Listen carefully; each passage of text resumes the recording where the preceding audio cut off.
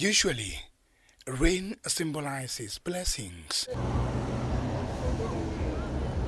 But due to heavy rains witnessed in the country this season, farmers from many parts of the country, especially in food basket areas, have been left estimating huge losses after their crops were swept away by flood waters, leaving other farmlands flooded.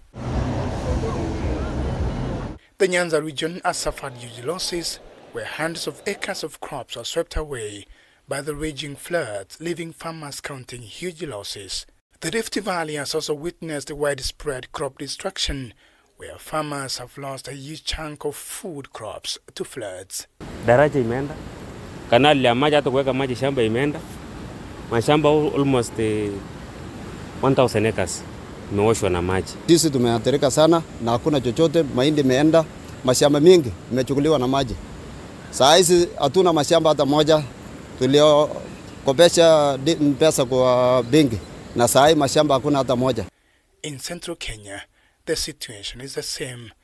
Farmers are counting huge losses, with the same being witnessed in parts of the coastal region. The current state of affairs has raised concerns about the rising cost of food.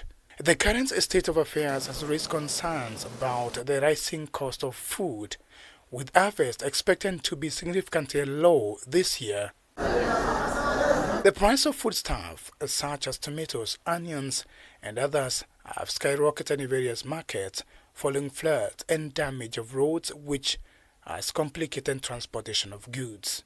Ya tomato tuseme kilo moja kwa saa hii sio chini ya 100. Hata ukipata bahati tu uziwe 90, 80 ni nadra sana. Na ile saduku yetu ambayo tumezoea kuuza 8500 kwa saa hii ni 12000. Ile ambayo ni 12000 ni 14000. Kwa hivyo sasa iko katika hiyo range, ndio maana lazima tuuze kilo shilingi 100. Hapo awali tulikuwa tunauza shilingi 1200 na ni kipindi cha kama miezi 4-5 hivi, wakati ambapo bei zilianza kupanda kutoka kwa hiyo 1200 mpaka kwa hivi sasa imefika shilingi 2200 kwa hiyo neti ya shilingi ya kilo 12. Sasa wanalalamika kwa hiyo bei, inabidi tu kuvumiliana hivyo hivyo. Unaona mtu ananunua tomato tu ya 50 maana anapata 3. Ama wakati mwingine anapata 5 kwa 100. Ile ya kuhesabia wale wanahesabu kwa kifungu. Kwa hivyo kuna shida. This comes as the African Union Summit on Fertiliser and Soil Health concluded here in Nairobi. The summit, attended by 5 African presidents, more than 4,000 delegates, and 57 agriculture ministers from the continent, was to come up with ways in which the continent can deal with perennial food insecurity. And relevant to this discussion is the urgency of investing in the health of our soils to improve productivity. Malawi has not been spared from the crisis of degraded soils, and we are seeing the consequences of the same through the diminishing harvests that we are obtaining year in and year out. In the African context in particular, addressing food demand is a pressing issue given the continent's rapidly growing population and the challenges posed by natural disasters, soil degradation, as well as limited access to modern agricultural inputs and technologies. At the summit, it was revealed that limited use of fertilizer, lack of infrastructure in agriculture, poor farming practices, and climate change are some of the challenges that have led Africa to fail to feed its people. In the face of prevailing challenges, our commitment to achieving Sustainable Development Goal number 2, that of ending hunger, ensuring food security, improving nutrition, and promoting sustainable agriculture, must be unwavering. This commitment resonates boldly in our Agenda 2063, where we pursue an agricultural revolution through modern, sustainable agricultural practices.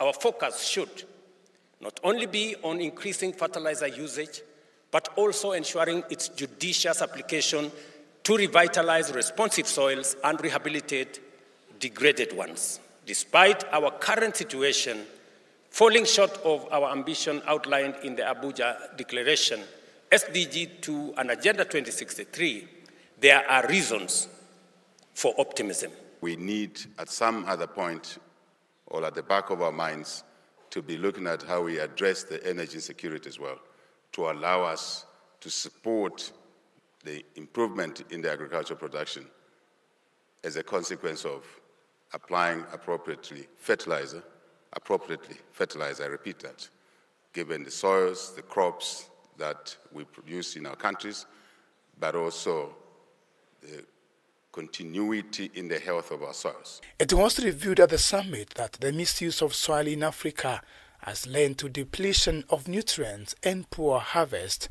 Greater efforts must be made to leverage the availability of raw materials for the local production of mineral fertilizers and reduce our over-resilience and reliance on imports. The major challenge facing agri-food systems in Africa is how to exponentially increase crop productivity sustainably under rapidly increasing demographic pressure and changing climatic conditions while maintaining or enhancing the health of the soil resource base. Besides synthetic fertilizer use, organic fertilizer is crucial in improving soil health, and African nations will embrace the use of such fertilizers, especially targeting smallholder farmers. Smallholder farmers must access affordable and quality fertilizers, extension services, smart incentives, capacity building for sustainable soil, land and water management. Considering that 60% of arable land in the world is in Africa, it's ironic that the continent struggles to feed its people. The land is very arable. How best can we utilize this land in the era of climate change? That is where innovations come in. Irrigation technologies, extremely important. Crop varieties which are resistant to drought and pests is very important. If most of the African soils you have had are very old, but they have also been eroded by soil erosion. You saw the floods you had in Nairobi, that was just sweeping away organic matter, sweeping away all the nutrients and taking them somewhere else. We are working together in tandem in climate change adaptation, climate change mitigation, but soil health is one of the key aspects in this area. During the summit, there was a Nairobi declaration with key discussions among African leaders with a focus on fostering multi-stakeholder partnerships and investments to drive policies, finance, research and development, market and capacity building for fertilizer and sustainable soil health management across Africa. Our common future depends on protecting and restoring the productive capacity of soils. We therefore welcome the Nairobi Declaration at the Africa Fertiliser and Soil Health Summit as a part of a global effort to manage the soil that we all depend upon. Environmental conservation to prevent soil erosion and flooding has been mentioned as one way Africa can improve its soil for better agriculture alongside the use of technology in farming. Soil fertility is critical in addressing food insecurity in the country. It is therefore necessary for farmers to embrace the use of organic farming to boost their production. Dan Kaburu, K24, the voice of nature in Kirinyaga County.